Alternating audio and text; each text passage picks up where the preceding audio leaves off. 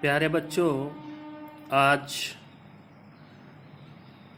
दूसरे दिन के क्लास के आगे की कहानी हम लोग बढ़ाएंगे और आज द नाइफ फ्रेंड्स के तीसरे दिन की क्लास की शुरुआत करेंगे।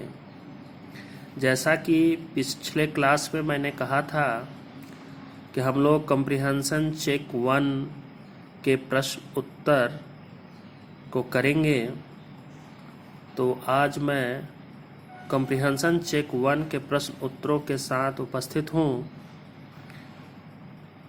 पहला प्रश्न है, where did the birds lay their eggs?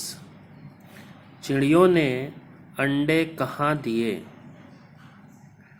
तो उत्तर है, the birds laid their eggs just above the cornice. चिड़ियों ने छज्जे के ठीक ऊपर अंडे दिए। दूसरा प्रश्न है, what made Keshav and his sister forget about the joys of milk and jalebi? किसकी वजह से केशव और श्यामा दूध और जलेबी की भी सुध उन्हें नहीं रहती थी? तो उत्तर है, the pleasure of seeing the two birds made them forget about the joys of milk and jalebi. दो पंछियों को देखने की खुशी से उन्हें दूध और जलेबी की सुध भी नहीं रहती थी। तीसरा प्रश्न है, Which thought left the siblings very anxious? किस विचार ने दोनों भाई बहन को चिंतित कर दिया? उत्तर है, The thoughts of getting food to feed the chicks made them anxious. चूजों को भोजन खिलाने के सवाल ने उन्हें चिंतित कर दिया। और कॉम्प्रिहेंशन चेक 1 के बाद हम लोग आज आगे की कहानी को आगे बढ़ाएंगे। तो इसके लिए हम लोग आ जाते हैं पेज नंबर 3 पर। Shyama thought admiringly how clever her brother was. Shyama ने अपने मन में ही सोचा कि उसके भैया कितने चालाक हैं। प्रशंसापूर्ण ढंग से सोचा। एडमायरिंगली मीन्स प्रशंसापूर्ण ढंग से। It was the month of summer. यह गर्मी का दिन था। बाबूजी हैड गॉन टू वर्क। बाबूजी दफ्तर गए हुए थे।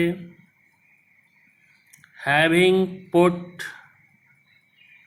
both children to sleep, Ma had lain down to rest. माँ दोनों बच्चों को कमरे में सुलाकर खुद सो गई थी।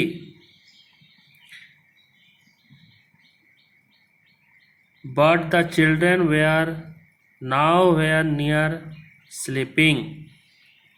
लेकिन बच्चों की आंखों में आज नींद कहाँ? Eyes shut, they held their breath and waited for the right moment. अम्मा जी को बहलाने के लिए दोनों अपनी सांसों को रोके, आंखें बंद किए, मौके का इंतजार कर रहे थे। As soon as they were sure Ma was asleep, they got up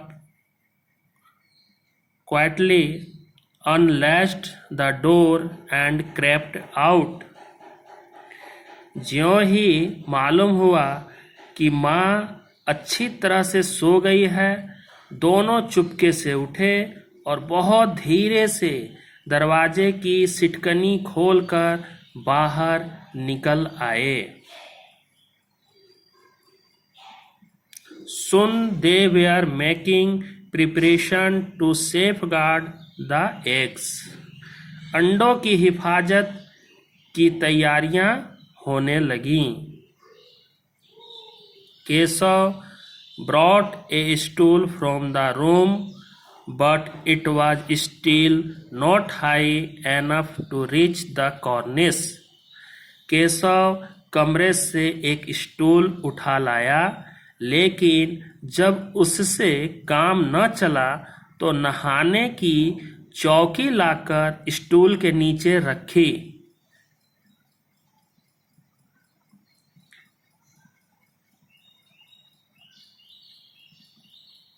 He then too brought a small bathing stool to place under the first and gingerly climbed on top. लेकिन जब उससे काम न चला तो नहाने की चौकी लाकर स्टूल के नीचे रखी और डरते डरते स्टूल पर चढ़ा। Shyama held the stool with both hands. Shyama दोनों हाथों से स्टूल पकड़े हुए थी। Its uneven legs made it rather wobbly, and it tipped slightly whichever way the pressure increased. Stool की चारों टांगें बराबर न होने के कारण जिस तरफ ज्यादा दबाव पाता था, जरा सा हिल जाता था। Only Keshav knew what fear, what dread assailed him at that moment. उस वक्त केशव को कितनी तकलीफ उठानी पड़ती थी, यह उसी का दिल जानता था। He would grab the cornice to steady himself and scold Shyama under his breath, "Hold fast, or I will come down and beat you nicely." दोनों हाथों से कॉर्निस पकड़ लेता और श्यामा को दबी आवाज से डांटता, "अच्छी तरह पकड़, वरना उतरकर बहुत मारूंगा." But poor Shyama's attention was taken up by the cornice. मगर बेचारी श्यामा का दिल तो ऊपर कॉर्निस पर था। Time and again her mind veered in that direction and her grip on the stool slackened. बार बार उसका ध्यान उधर चला जाता और हाथ ढीले पड़ जाते।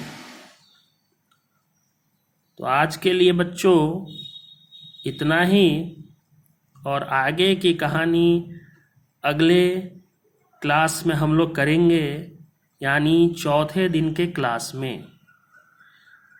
धन्यवाद।